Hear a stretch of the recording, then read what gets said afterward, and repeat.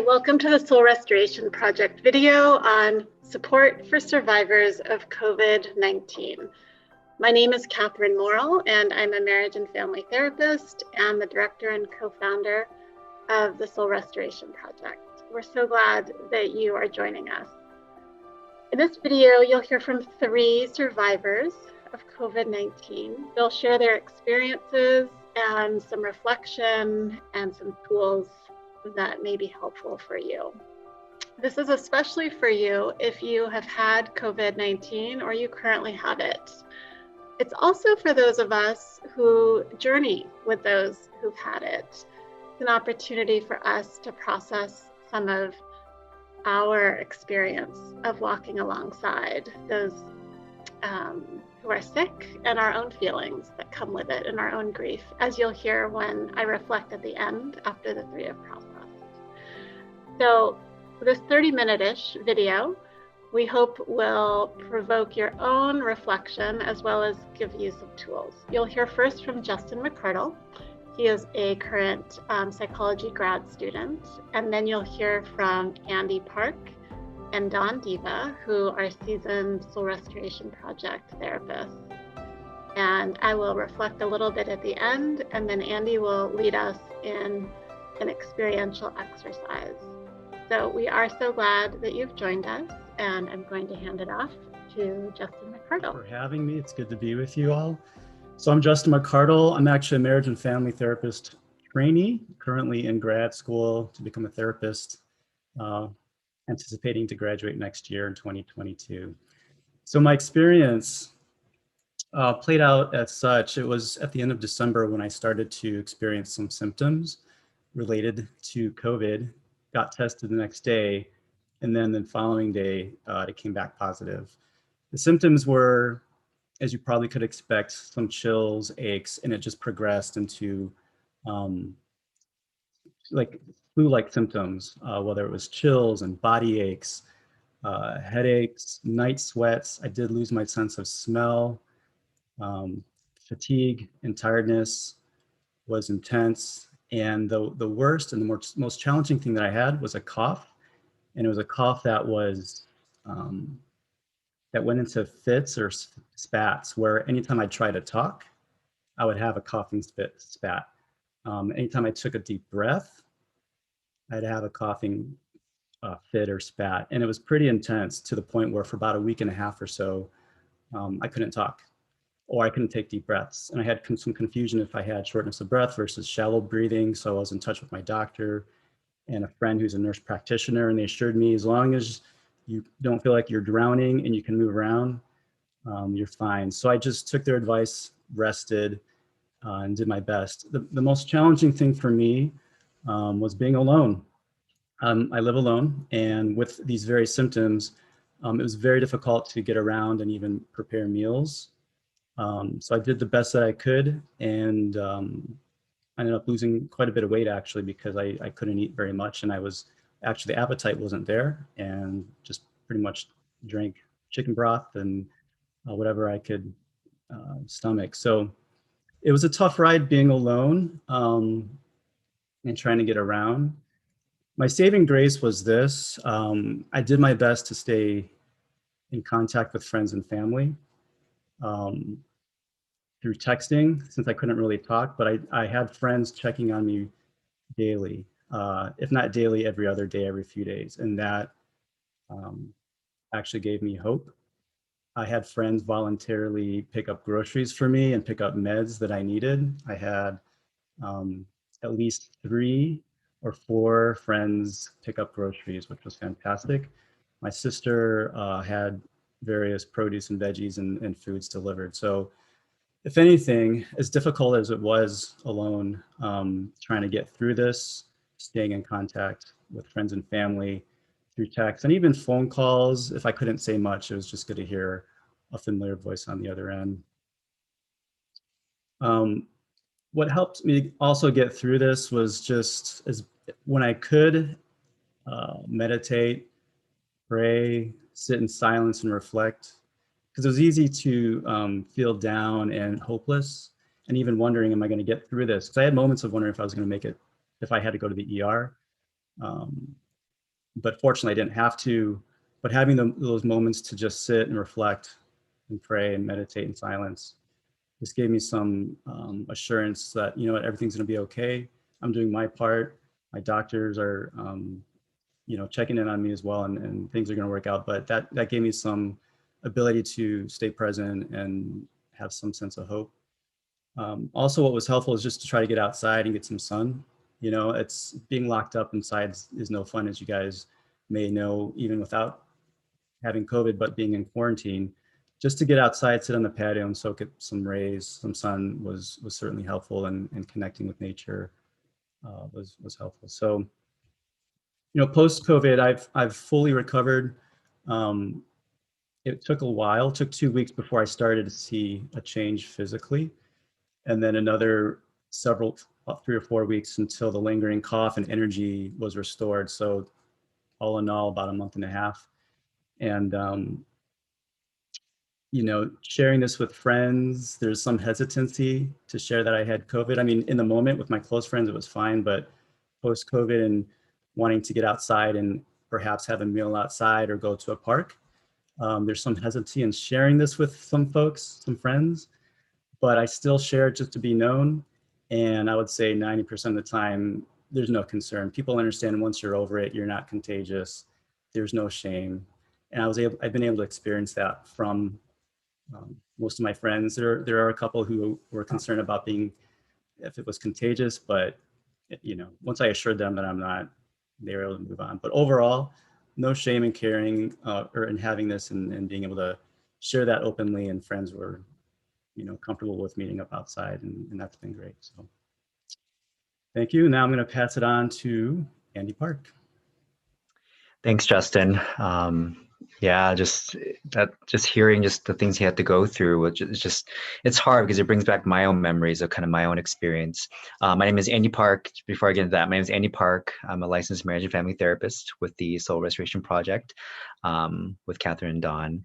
And I've been working with them, and you know, we've been doing a lot of these series just to kind of be with everyone here, who we're all sharing the same space, where we're trying to move through this really hard and unforeseen time. And so I'm just really I have the honor actually to be a part of this and to be able to share some of my experience. You know, for me, yeah, my symptoms also start at the end of December, and it went on for about 3 weeks. I still have a little bit of smell and taste issues about 2 months in, but it's gotten much better. I get pretty much back to normal, but I had a lot of symptoms that were concerning.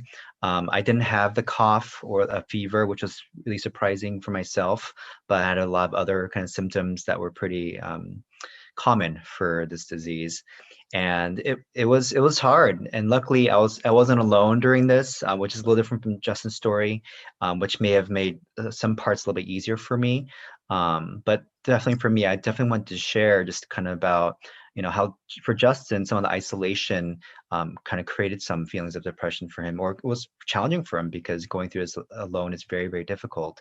But for me also, I mean, for me specifically, you know, I had some mental health concerns that came up, and they looked a little bit more like what depression looks like clinically. And for me, that's not a normal thing. And so it doesn't happen very often. And when I do it, I know that's not part of my normal kind of mental health concerns that occur. And so for me, I was feeling specifically like hopelessness, feeling pretty empty, low motivation to even change my circumstance. So I kind of just wanted to sit and just kind of allow myself to be there with that. Loss of interest in activities that I normally found pleasurable.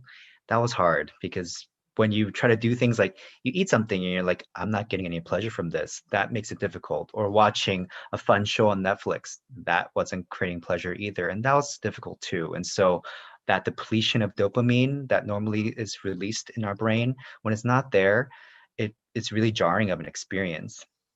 And for me, I also was easily irritable, and so I was snappy, and that's not my normal demeanor. And so for me, like that was odd, but I also knew that was something was really happening for me, and I had to kind of ride it through because I knew this was also a known part of this disease. So for me, as I'm sharing this with everyone here, if you're feeling depressed and this is new for you, you may find yourself isolating or feeling more highly irritable with those around you. And I'm reflecting on some of the things that were helpful for me, and I kind of want to share maybe 3 of them that were helpful for me. First, I used a mantra, and so many people in recovery, they use mantras to help them get through hard moments. And so the one that's very widely used, also very helpful and grounding, is "This too shall pass." And in this context, these symptoms will pass. They won't last forever. And that I allowed myself to keep thinking about that and saying that out loud. This too shall pass. This too shall pass. This too shall pass. And that helped me to feel a little more like in the present and not fearful that it will last forever. And so that was one thing that helped for me. I used breath prayers during my time. So, normally we have these long drawn out prayers with "Dear God" and "Amen" at the end, but we don't have the energy for that when you have COVID. You barely can even think properly during COVID. And so I used very succinct prayers to God, and especially when I felt the waves of depression come in and out. And so they can be easily simple prayers like, "God, help me get through this." That's all I wanted to say is, "God, help me get through this," or "I'm feeling down. I just need some help. Give me something here." Something to where you are very vulnerable and in touch with what's happening for you. And if breath prayers help, that's great. For me, that was helpful for me as I kind of went through some of that depression. And lastly, what was helpful for me is I use a therapy modality called EMDR therapy a lot in my practice. And for me, there's a very specific one called a butterfly hug, which is kind of crossing your arms and tapping back and forth slowly. We'll do this a little bit later, but I use the butterfly hug and then a safe place visualization exercise, especially when I was feeling anxious. I use that to kind of help ground me and help me to feel something differently without having to move around or do all these other activities, just simply being on my bed and just kind of tapping back and forth. And so, those are some of the things that I used that were helpful for me because I knew that this moment would pass. And as I'm sharing this with all you guys here, I hope that you guys also have that idea that this too shall pass too. And if any of this stuff interests of you guys, please feel free to add them to your toolbox when you feel like using them. And my hope and prayer is that you too will be able to get through this time and with these unforeseen circumstances and symptoms like depression, and definitely to feel hopeful that this won't last forever. And definitely as therapists, we have to also disclose, like, if this lingers for a long time and things are getting worse, please reach out for help. Don't hold this in. If it lasts for a significant amount of time or if you're feeling suicidal, please reach out for help, because this things can spiral really quickly. So please reach out to the suicide hotline, the warm line if you're in Orange County. There's many different opportunities for you. So that's my component. Thank you for being part of that. I'm going to hand it over to Don, who's going to speak more about his experience. Thanks, Andy. Yeah, I really relate to the depressive symptoms and also the loneliness also that Justin had shared. My name is Don Diva. I'm also a licensed marriage and family therapist at Soul Restoration Project. Is also an associate director and co-founder of SRP. Glad to be with these fine folks and being able to do this workshop together. And in terms of my story, around after the holidays, after New Year's, we were together with my family, and was socially distancing, wearing masks.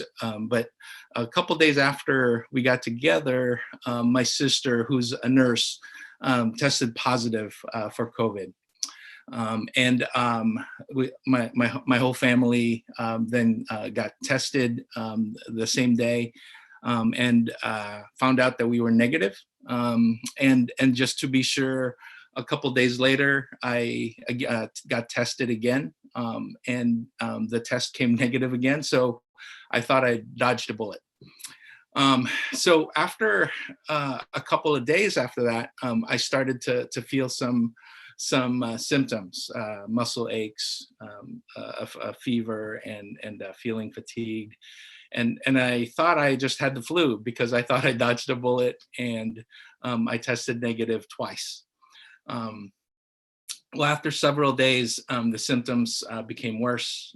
I started coughing. My fever was starting to spike up to 102 in the night, and I started to have trouble breathing. So I actually went to the ER at like midnight, and then that's when I found out that I tested positive for COVID and had pneumonia in one of my lungs. I was given antibiotics and steroids, and was sent home. And so I started to feel better after a couple of days, and but after a couple of days, the symptoms came back and worse, and my fever was spiking again to 102 to 104 in the night, and I had trouble breathing, where that feeling of drowning that one of you guys described. And so I went back to the ER, and that's when they admitted me. I was in the hospital for 4 days and was given more steroids and antibiotics and a lot of vitamins and antiviral COVID meds. And even during that time in the hospital, my hospital roommate, who actually I never saw because of the curtains, actually died of COVID the second day I was there in the hospital. It was surreal to experience being a fly on the wall when his family said goodbye, was given his last rites, and when he took his last breath. And so, yeah, that was a really surreal experience for me, and also having the same fears for me of my own feeling of, is this going to be it? Because I've never experienced anything, that excruciating when my fever was spiking in the middle of the night and I can't breathe. And the challenging part of it was that everybody had to be quarantined, and so I couldn't it was in the middle of the night, and so I would couldn't call out, and my wife couldn't come be with me and help. And if you know me a little bit, I pressed through a lot of physical pain, which is probably not so good. And that's why this, reflecting back, it probably took a long time for me to get help and get to the ER and advocate. But yeah, I think being alone in my fears of, dying and was really difficult. I think the other thing that was challenging during that time, while I'm going through COVID, is that my mom had passed away a week before I was I had COVID. So it was this really surreal time and really difficult to be able to grieve, by myself for that long period of time without being able to be face to face with loved ones, get a hug when the grief and the emotions came bubbling up. And as I think about the themes for me in this getting COVID of the life and death, my mom passing away and the grief of that, and my roommate in the hospital, and my own fears of dying. I'm just so aware of how much people get uncomfortable talking about death or the fear of dying. And so it was so difficult to, to think about of it in alone and being alone in my thoughts about it. I think about a conversation I had with a good friend while I was recovering. I knew he really cared for me, but did not know like how to talk about my mom's death or his own fears about something happening to me. I also am super grateful that I did have friends who I can talk to about, my grief of losing my mom. And the anxieties and fears I felt about my health, the uncertainty of how severe or how long the symptoms would last. And so for me, it was about a 4 to 5 week process of in recovery. And I'm super grateful to feel better now. And not having any symptoms currently. I know that's not true for everyone. But yeah, it's been I've been, in a season of reflecting on, also my grief on my mom that is, that's still ongoing. So I think that's my share, and I wanted to pass it back to Catherine. Thank you. I feel kind of choked up, like listening to your stories, and I think those who have COVID, and then those of us who love people who've had COVID, it's really like coming face to face with mortality and loss, and the potential of more loss, right? And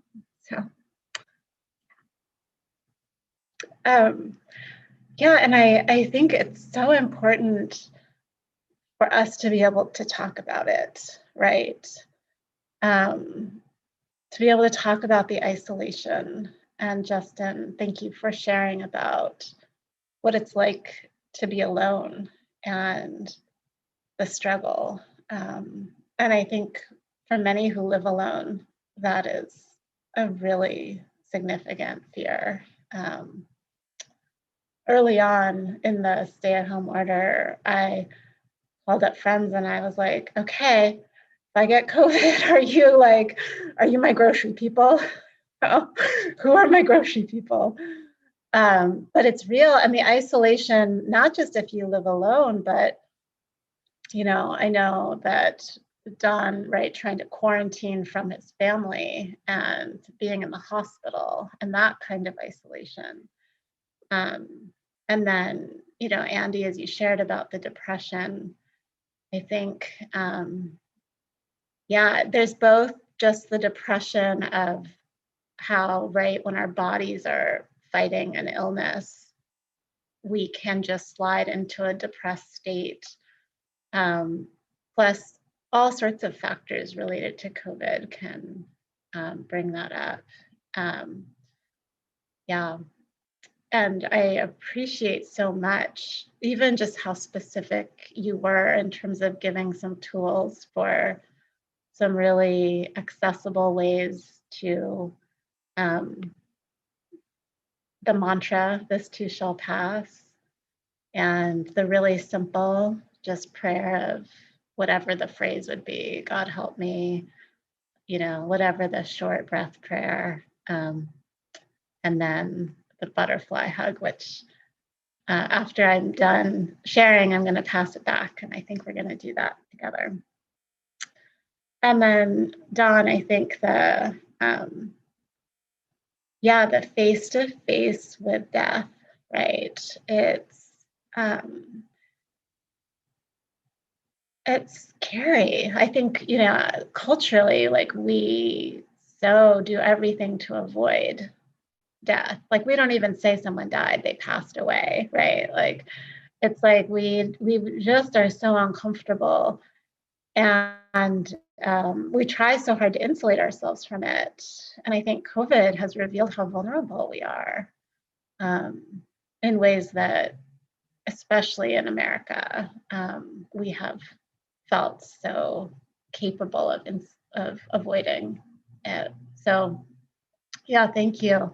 Thank you for your vulnerability and sharing. I really, I'm touched and appreciative, and I'm going to pass it back to Andy to lead us in an experiential exercise.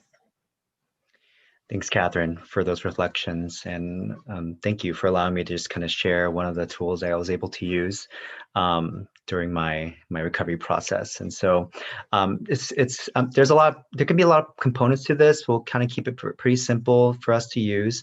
And I'll give you a little instruction about that and kind of how we can apply this. So at some point, I'm going to have you guys close your eyes and then do follow along with something, and then you can choose whether or not to do the butterfly hug specifically, which is crossing your arms and then putting your hands up close to your shoulders and just tapping slowly back and forth. That's one option. Or you can also use 2 fingers and just kind of put it on your middle of your chest and just go back and forth slowly. If that's less invasive, or if you don't have a lot of energy, that's also one option too. And so I'm going to have you guys do that, but I'm going to guide you through kind of a visualization first so that we can apply that to that. So if you're comfortable, if you're in a safe place to do this, comfortable kind of place, I'd like for you to close your eyes. And as you're with your eyes closed, just notice where you're leaning back on. Kind of notice kind of the sensation of being present in the moment. And I'd like for you, whenever you're ready, to just think about a calm or safe place for you. It can be the beach, it can be a nice spring day, somewhere that you've been to, the park nearby. It can be a mountain stream, somewhere high in the mountains. Even a wallpaper you saw that was awesome. Just bring up some place and allow yourself to just think about that place. Good. Orient yourself to all that you're seeing, the sounds you're hearing,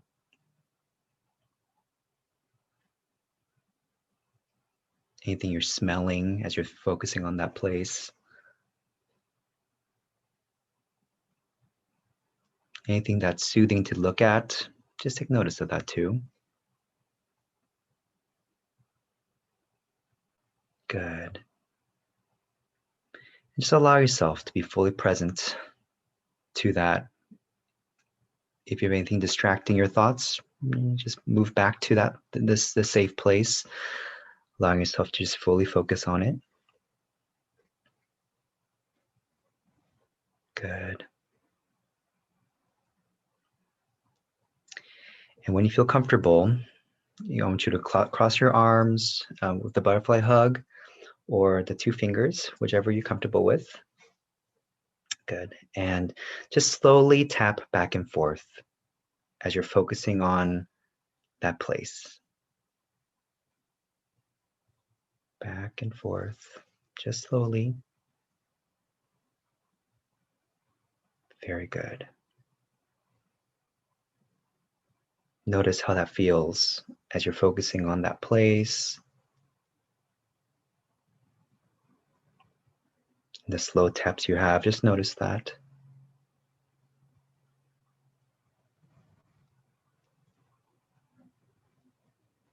Notice any shifts in your body.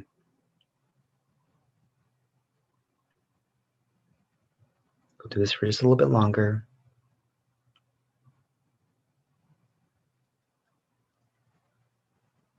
Very good.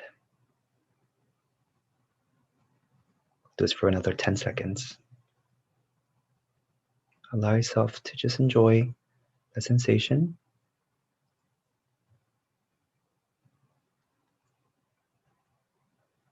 Okay. All right. If you feel good, calm and collected, You come back to the present. Open your eyes. Orient yourself back to where we are here today. And if you'd like that, I do encourage you, you can go back to doing that whenever you like. And luckily, it doesn't require too much energy to do, but it is something different. And we use this in therapy to kind of help our clients ground themselves to the present, to feel a more soothing sensation than when they feel anxious or depressed or anything like that. And so if that was helpful, please use that. It's getting to the end of our time, and it's been really an honor to be with all of you guys here today. And I'm really grateful to be here with Catherine, Dawn, and Justin to really be able to share our thoughts and feelings and our experiences with you. And so we really thank you on behalf of everyone. Just thank you for giving us the privilege to speak our hearts and minds with you guys, and on this very, very prevalent topic that's in our society today. If you have any questions, please feel free to reach out to us through our website, soulrestorationproject.org. We have links on there for specific therapists, phone number, all these different things to help you guys get connected if you feel you need assistance. So thank you, everyone. I hope you guys have a great day.